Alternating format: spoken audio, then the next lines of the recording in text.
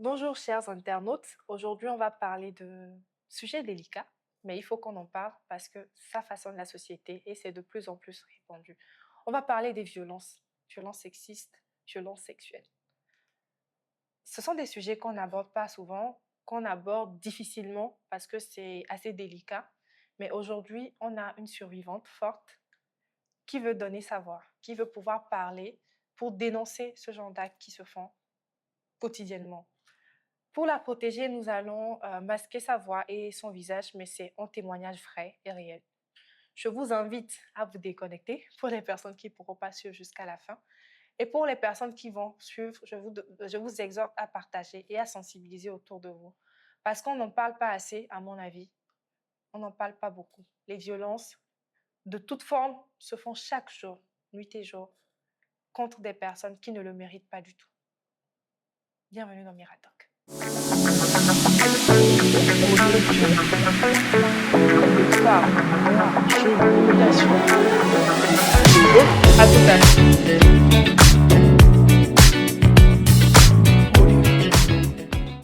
Bonjour ma survivante, Bonjour, comment tu vas? je vais bien et toi? Ça va. D'accord. Est-ce que tu te sens à l'aise à aborder le premier sujet? Oui, ça va. D'accord. Donc, je rappelle que tu as subi une série de violences et certes, beaucoup de femmes et d'hommes subissent plusieurs séries de violences. Quand on parle de harcèlement aujourd'hui, quand on parle de menaces, violences psychologiques, verbales, financières, en tout cas, plusieurs personnes au quotidien subissent de différentes formes de violences. Mais toi, tes violences t'ont vraiment beaucoup marqué. Elles étaient beaucoup plus accentuées et un peu familiales. Donc, est-ce que tu veux bien nous en parler, s'il te plaît? Oui, merci d'abord pour l'occasion. Aujourd'hui, j'ai décidé d'en parler parce que j'ai déjà franchi cette étape de rester dans ma zone de confort et me morfondre. Pour aller tout droit au but, ne pas trop monopoliser aussi la parole, c'est l'histoire de cette jeune fille que je suis. Et il y avait une domestique chez nous à la maison. Je savais carrément pas quel était son caractère, mais bon, puisque c'est la domestique, on était tout le temps ensemble, on causait de tout et de rien. Vu que je suis l'aîné de la famille, oui. Donc bon, on nous dit souvent, c'est toi qui es l'aîné, quand il faut préparer, quand il faut faire ci, il faut suivre la domestique. Donc on était tout le temps ensemble. Et c'est ce qui a poussé la domestique à un jour décider de mentir dans mon compte. Un jour, je l'avais vu avec mon papa dans la chambre. Bon, je savais pas quasiment ce qu'il faisait. Donc, genre, moi, je me suis retourné, bon, puisque je savais pas ce qu'il faisait. C'est la soirée-là que j'ai vu la domestique sortir de la maison. Je lui ai demandé où elle va. Elle m'a rien dit. Le lendemain, ma tante et ma mère ont décidé de m'amener à l'hôpital pour me faire une test de virginité. Après le test, en rentrant à la maison, elle me disait de prendre soin de moi et tout.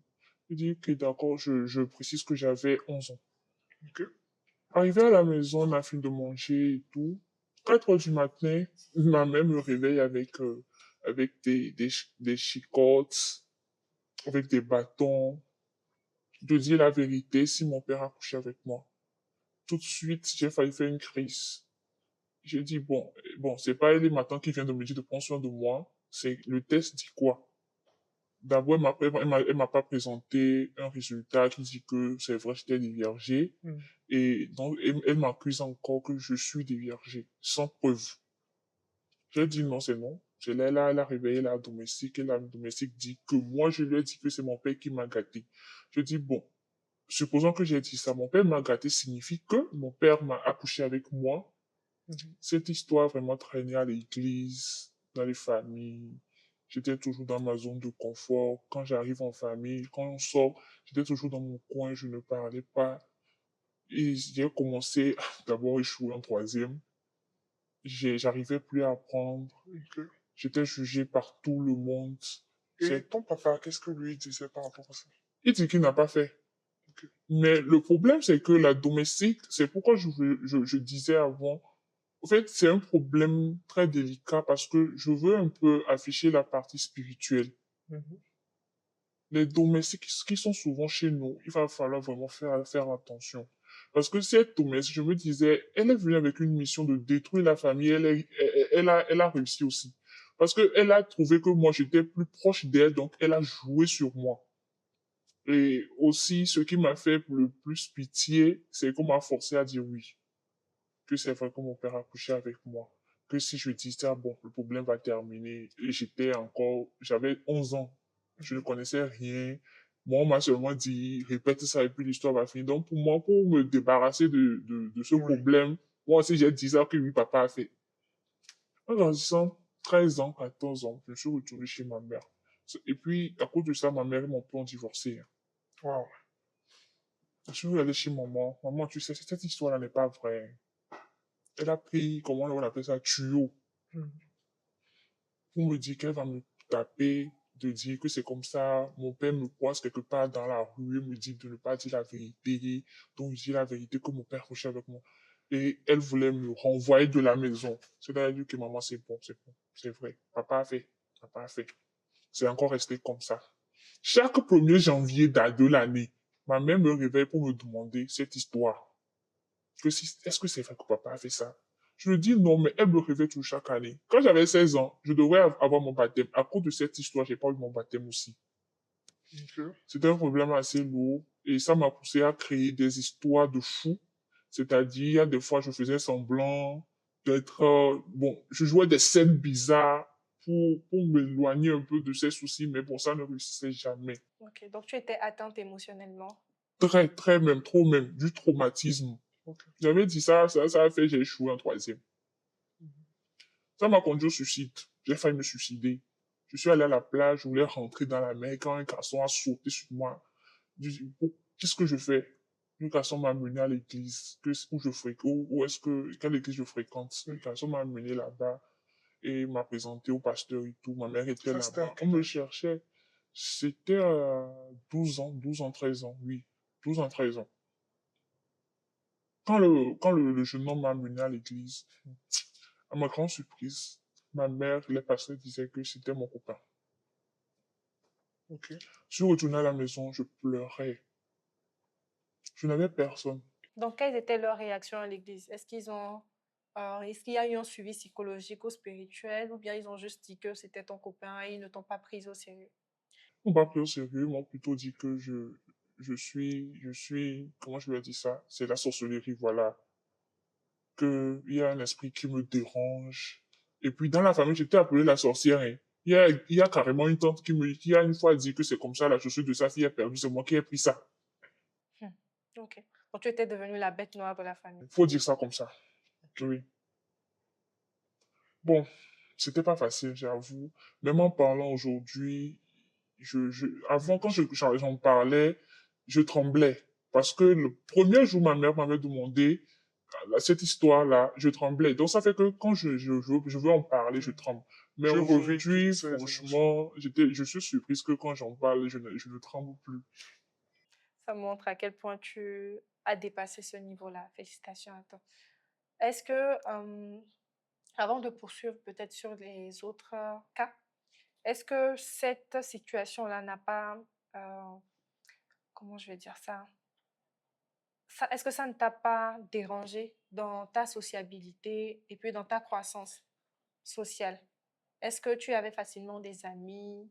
Est-ce que même en grandissant, tu avais facilement des relations amoureuses? Hmm. C'était compliqué pour moi tout d'abord de me confier.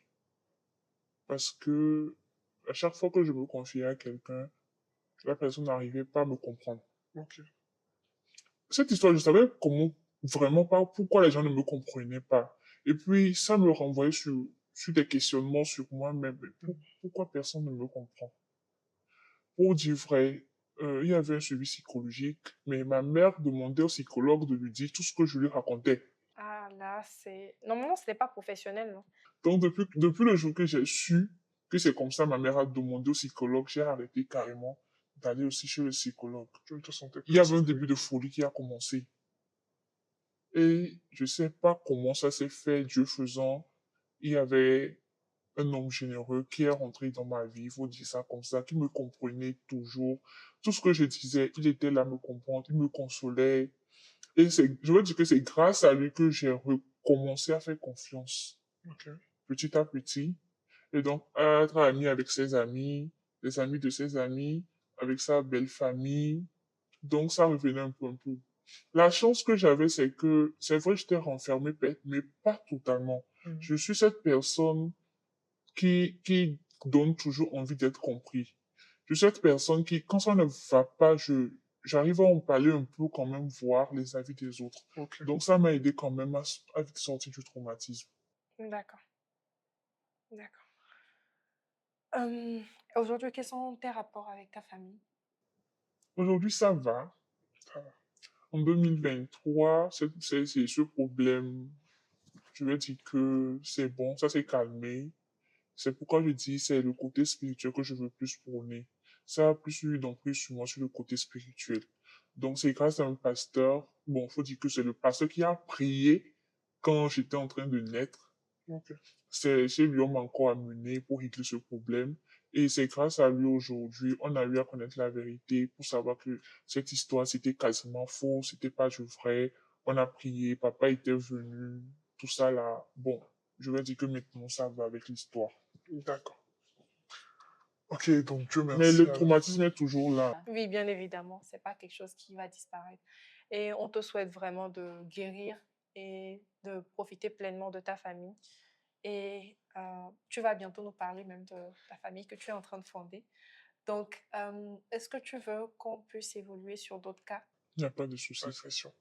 Donc là, quel est le deuxième cas de violence que tu veux nous partager?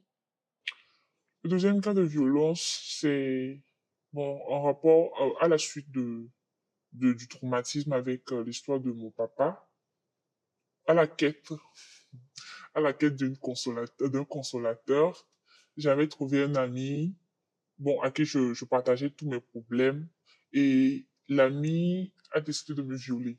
C'est-à-dire, bon, il voulait coucher avec moi. Et comme c'est un problème de viol que j'avais, malgré que j'ai pas été violé, Oui. donc ça me donnait pas l'envie de côtoyer des garçons, du moins, bon, d'accepter de coucher avec eux. Oui, donc tu n'avais pas forcément de désir sexuel Voilà. avec l'antécédent. Accident familial. Effectivement, effectivement. Parce qu'on m'avait dit que j'étais déviagé alors que j'ai jamais couché avec garçon. Donc, déjà, ça me donne des envies de me poser beaucoup de questions. Coucher avec garçon, ça donne quoi? Comment ça fait? Ou bien ça fait mal? C'est pourquoi? C'est pour si? Donc, je n'acceptais pas coucher avec les garçons. Donc, le gars, il m'a dragué. J'ai dit non, je suis pas encore prêt. Je me suis sorti de l'école, il pleut. Arrivé pile devant leur maison, il pleuvait. Donc, je suis rentré dans la maison. En fait, c'est pour me cacher, quoi. Contre Oui, te la pluie. protéger contre. Voilà. Il me dit non de venir sur la terrasse derrière la maison, m'asseoir là-bas. Je dis d'accord, il n'y a pas de problème. Je suis allé, il m'a dit non, que de rentrer, que la pluie vient sur la terrasse. Je suis rentré, c'est un grand salon, hein. Je suis rentré dans le salon, j'étais là, et puis je voulais dormir. Je dors, je vois le gars me touche pas derrière. Il y a quoi? De me laisser. Il veut carrément pas me laisser, hein. Et puis il m'a pris de force. Il y avait personne, puisqu'il y avait les taux, la pluie, ça tournait. Donc je criais, mais personne ne m'écoutait. Il m'a pris par derrière, il m'a sodomisé. Ok. Il a couché avec moi. Et puis il est encore rentré par là où on déviège là. Il est rentré là-bas. Je suis rentré à la maison, le sang sortait. Wow. Et tu avais quel âge en ce moment? J'avais 14 ans. C'est le jour où je me suis posé la question. N'est-ce pas, j'étais déviagé à 11 ans. Je précise que je n'avais pas les preuves du test de virginité là. Et en même temps, 14 ans vient de me dévierger. C'est comment ça s'est fait. Donc il y avait un peu de brouhaha dans ma tête. C'était pas, c'était, c'était pas net. Donc ça aussi, ça m'a encore reculé en arrière. Bon, c'était deux choses de deux viols à la fois en même temps. Et j'ai eu deux viols dans ma vie. Le deuxième viol, c'était quand j'ai grandi, je cherchais du boulot. On va ralentir un peu d'abord. La personne là, à 14 ans, donc c'était un proche, on va dire. C'est un ami, oui, mais très proche. Ok, un ami, ton ami confident. Oui. Est-ce que par après, quels ont été vos rapports? Est-ce que tu as pensé, est-ce que la petite fille blessée en toi avait ce réflexe-là de se dire que je vais porter plainte ou bien en parler à la famille? Qu'est-ce que tu as fait? Ce qui a fait que j'avais pas posé plainte, j'avais pas porté plainte, c'est parce que je n'avais aucune notion que bon, quand on viole, il faut porter plainte. Je connaissais rien de tout ça. je n'avais pas l'occasion aussi d'entendre ce genre Oui, d'informations, bien sûr. donc j'ai pas porté plainte. En grandissant, entendu parler qu'il faut quand même porter plainte, Oui, mais après j'ai remarqué que c'était quelqu'un de proche à la famille, ok. de très proche à la famille. Donc j'ai voulu quand même laisser, puisque j'étais déjà un peu guéri, j'ai dû laisser. Ok, donc, quels ont été vos rapports après? Est-ce que tu parlais toujours à la personne? Tu la voyais toujours dans ton environnement? Non, non, mais j'en ai entendu parler il y a un temps. C'est comme ça, il a voulu draguer ma petite sœur, donc bon, j'ai vite arrêté leur relation également. D'accord. Ok. Déjà, est-ce que tu te sens à l'aise à continuer? Ça va, on peut aller. Ça marche. Maintenant, on va parler, oui, de l'autre cas dont tu faisais mention tout à l'heure. Ok. Bon, c'était dans le cadre du travail. Ma famille, vraiment, spécialement ma mère, n'acceptait pas que je travaille. Parce que pour lui, je dois aller au Canada. Donc, elle ne voulait pas entendre parler de certains jobs que je faisais. Et elle n'arrivait pas aussi à prendre soin de nous comme il fallait. Et Ok, donc, ça, Financièrement, les ressources. sincèrement, il n'y en a pas, il n'y a pas de soutien. Donc, j'ai décidé de trouver un boulot. C'est en recherchant un boulot, un ami m'a dit, bon, d'aller chez ce monsieur qui cherche une secrétaire plutôt de bureau, donc d'aller. Je suis allé et le jour là encore, il pleuvait encore. Je suis allé, il m'a dit de rentrer dans le bureau. Je suis rentré, il a fermé la porte. Je lui ai demandé pourquoi il ferme la porte. Il voulait pas ouvrir la porte. Bon, puisque j'étais déjà armé, je sentais déjà ça venir. Malgré ça, bon, la force de garçon, ça m'a dépassé. Là, il m'a violé le jour-là. Le lendemain, je suis allé au commissariat. Bon, il y avait un commissariat non loin de chez moi là-bas. Je suis allé, j'ai porté plainte. Et on voulait aller là-bas pour l'attaquer. On est arrivé là-bas, tout était fermé. Je connaissais pas chez lui. J'ai demandé à l'ami qui m'a donné son numéro, l'a appelé, ça ne sonnait pas. On a voulu aller chez lui, on a cherché, on a dit que non, qu'il n'était pas, que c'était pas sa maison, qu'il venait simplement là-bas manger et tout, que c'était pas vraiment chez lui. Une semaine après, j'ai entendu que bon, c'est comme ça, il a fui la ville. Donc, je sais ok. pas, on n'a pas pu l'arrêter. Donc, ce viol-là, c'était une personne que tu ne connaissais pas Oui. et chez qui tu devais aller chercher du boulot. Oui. Donc, tu y es allé seule, naturellement, pour passer l'entretien. Et donc, après l'acte, il a juste ouvert la porte et puis tu es reparti. Oui, il a ouvert sur une partie. Oui, je vois un peu. Là, au fait, Donc, j'avais oublié une partie. La nuit, je voulais aller chez les commissariats en même temps. Je suis arrivé, comme c'est le brigade, on a dit que bon, le directeur n'était pas là. ok. Et on devrait retourner en même temps là-bas. Mais j'étais debout, comme j'avais un peu mal aussi. Bon, j'ai essayé de laisser là le lendemain, je vais passer. Oui. Donc, je suis rentré la nuit, on n'a pas pu attraper le car la nuit là. D'accord. Hmm. Comment tu t'es sentie après une série de viols? Comment est-ce que tu ne t'es pas dit, par exemple, que pourquoi est-ce que ça m'arrive tout le temps? Comment est-ce que tu t'es sentie? Très mal, très mal. Je sais pas, pour le premier viol, avant d'accepter encore de passer à l'acte, c'était le gars qui m'avait toujours soutenu. Je pense que c'est parce qu'il était comme ça que ça lui a permis, en fait, de pouvoir coucher avec moi jusqu'à j'ai un enfant aujourd'hui, hein. Parce que c'était pas facilement pour moi de coucher même avec lui. C'est vrai, on a fait 6 mois avant d'avoir des rapports sexuels déjà. Ok, donc tu parles d'une personne avec laquelle tu es sortie après ces séries de viols-là. Après la première série, après la première viol. Ok. Voilà. Donc, quand après ça, ça m'est encore arrivé, c'est vrai, je me suis posé beaucoup de questions. Pourquoi c'est à moi que ça arrive? Pourquoi je devrais être violée à chaque fois? Donc, après ce jour, franchement, je n'ai plus de rapport jusqu'à maintenant. C'est fini. Je suis détruite, quasiment blessée. C'est pas facile. Ça me donne plus l'envie. Aujourd'hui, même quand je croise garçon qui me drague, mais quand ça vient comme ça, j'ai peur. C'est comme si le garçon, même dans la rue, Oui, veut me je violer. vois. Violée.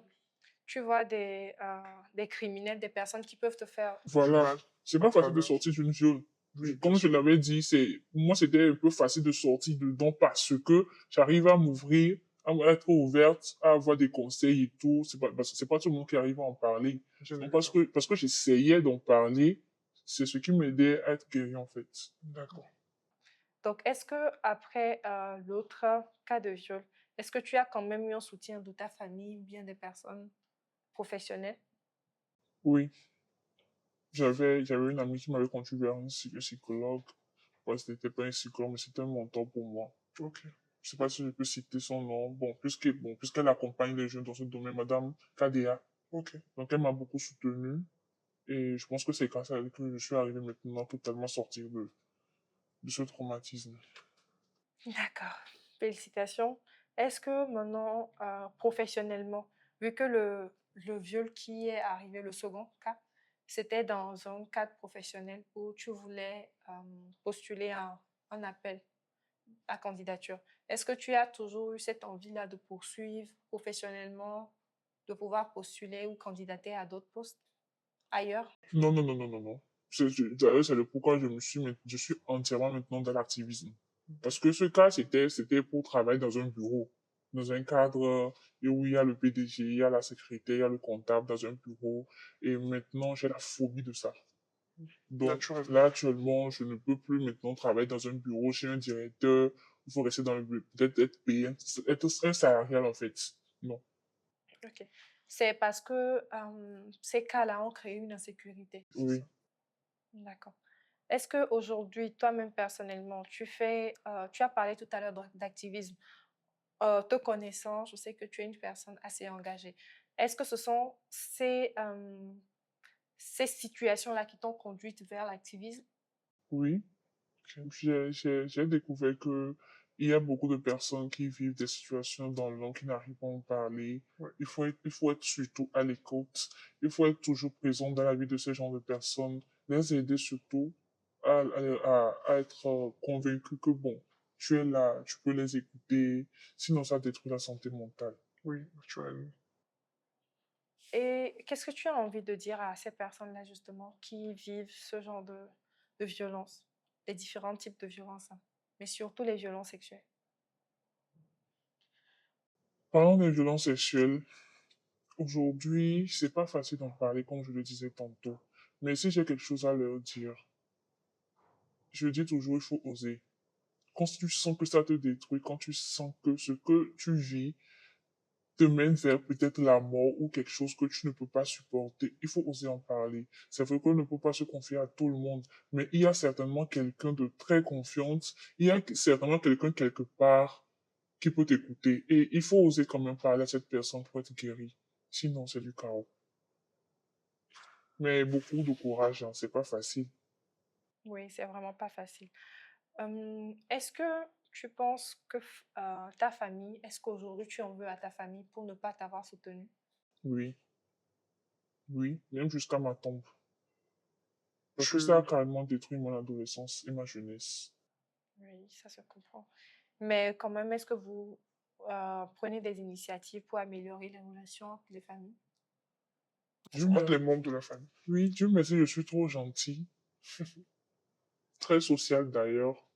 Je dis, ça ne sert à rien de ramener le passé au présent. Il faut plutôt penser au futur. Parce que quand tu es toujours là, à penser au passé, tu m'as fait du mal, Mm. ce que tu m'as fait, je peux jamais te pardonner. Tu te fais d'abord du mal et d'ailleurs tu vas jamais guérir. Ouais. D'abord, je me suis pardonné. C'est vrai que je les ai pardonnés, mais j'ai pas oublié. Oui, Donc, j'ai réussi quand même à les pardonner. J'ai réussi à les voir droit dans les yeux en les disant ce que vous avez fait dans tes problèmes ne m'a pas plu. Quand même, vous devez quand même essayer à faire ci, à faire ça. Vous n'avez pas demandé les preuves. Aujourd'hui, voilà, vous m'avez détruite. Mais je vous pardonne. Du moment où je suis arrivé à les dire la vérité, droit dans les yeux, depuis ce jour, c'est bon. Mais je vais jamais oublier. Oui, euh, ça se comprend. Bon, beaucoup de courage à toi, chère survivante. Aujourd'hui, tu as une fille, tu as une magnifique fille que j'ai eu l'opportunité de rencontrer. Est-ce qu'aujourd'hui, c'est une forme de soutien moral pour toi? C'est ma raison de vivre. En gros, je peux pas trop parler, sinon je risque de pleurer. C'est tout moi. Si je suis encore en vie, si j'ai encore l'envie de continuer mon combat, c'est grâce à elle. Et je remercie Dieu qu'elle est là. Sinon, il y a longtemps, vous n'aurez plus entendu parler de victoire. D'accord. C'est assez intéressant que tu puisses, que tu aies pu trouver dans tout ce lot de drames, dans tout ce lot de difficultés, une personne quand même à laquelle tu tiennes autant. Et quelle est aujourd'hui tes perspectives en termes de relations professionnelles, amoureuses et familiales? Est-ce qu'aujourd'hui tu te sens quand même prête, même si c'est pas là tout de suite? Est-ce qu'à long terme, tu envisages par exemple de te mettre en couple, d'avoir d'autres enfants? Il y a quelques moments, je me disais non, que j'aurais plus un enfant, c'est bon. Je m'arrête sur cette fille que j'ai, cette formidable fille que j'ai. Je vais plus me marier. Mais beaucoup de questionnements viennent. Est-ce que c'est à cause de ça seulement que tu vas plus vouloir vivre? Quand même, tu mérites quand même de l'amour. Parce que tu en as assez, tu en donnes assez, tu mérites aussi. Peut-être c'est pas le bon. Et il faut quand même de la patience. Donc je me dis, si ça vient, oui, je l'accepte. Si ça ne vient pas, je me suis préparé psychologiquement pour ça. Sinon, naturellement, je n'en veux plus quand même. Mais si je le mérite, si ça vient, je prends. Tu mérites tout le bonheur du monde. Merci. Est-ce que tu as un mot de fin? Je remercie beaucoup Miracle Talk. Grâce à Miracle Talk aujourd'hui, je réalise que j'ai totalement guéri. Ouais. Sinon, j'aurais pu descendre de ce plateau, commencer par pleurer. Je pouvais pas m'en sortir, je tremble. Mais aujourd'hui, grâce à Miracle Talk, je suis arrivé maintenant à parler sans me trembler. Et je me rends compte que je suis guéri. Vraiment, merci. Et je lance alors un mot envers mes sœurs et mes frères survivants et survivantes. Beaucoup de courage à vous. Ça n'a jamais été facile, ce sera jamais facile, mais osez quand même vous pardonner. Pardonnez à qui vous a fait du mal, parce que c'est le seul chemin qui vous permettra et de se guérir d'abord et aussi de guérir les autres survivants. Merci. Alors, merci beaucoup, ma survivante. Moi, je vais conclure en disant que quand on vit les violences sexuelles ou d'autres formes de violence, souvent on a tendance à se dire que c'est nous-mêmes le problème. Pour avoir discuté avec plusieurs personnes qui ont été victimes de violences, il y a souvent ces affaires de est-ce que moi-même j'étais bien habillée? Est-ce que c'est pas ma forme? Est-ce que ce n'est pas ceci, ce n'est pas cela? Ce n'est pas vous le problème. Ce n'est jamais vous le problème. Dans l'instant où une personne qui est censée être assez mature et responsable pour respecter le corps des autres, pour respecter leurs émotions, leur santé mentale et physique, dès l'instant où ces personnes-là outrepassent tous ces droits et vous violentent, c'est que c'est la personne le problème, l'auteur de l'acte le problème, ce n'est pas vous. Et arrêtons de penser que les violences sexuelles ou les violences basées sur le genre n'existent pas. Elles existent, elles sont répandues dans nos communautés, dans nos écoles, dans nos maisons. Le voisin peut violer la petite fille d'en face. La voisine peut violer le petit-fils d'en face. Combien de témoignages ne disent pas que les petits garçons ont été dépucelés par la voisine qui est beaucoup plus grande? Combien de personnes ne le disent pas? C'est parce que ça existe, c'est parce que c'est vraiment profond que ça se dit. Donc, ouvrez les yeux, arrêtez de penser que les autres font semblant ou bien que les autres sont la cause de leurs propres soucis. Soutenez les personnes euh, qui en sont victimes ou bien les survivantes de ce genre de cas. Et vous-même, soyez également des ambassadeurs des bonnes énergies, des bonnes pratiques pour pouvoir donner l'exemple. Et les survivantes, beaucoup de courage à vous. N'hésitez pas à dénoncer. Comme l'a dit la survivante de tout à l'heure, ce n'est pas facile de dénoncer. Ce n'est même pas la première chose qui nous vient en tête, mais dénoncer quand même. Au revoir et à très bientôt pour un autre numéro de Miratok. Voilà.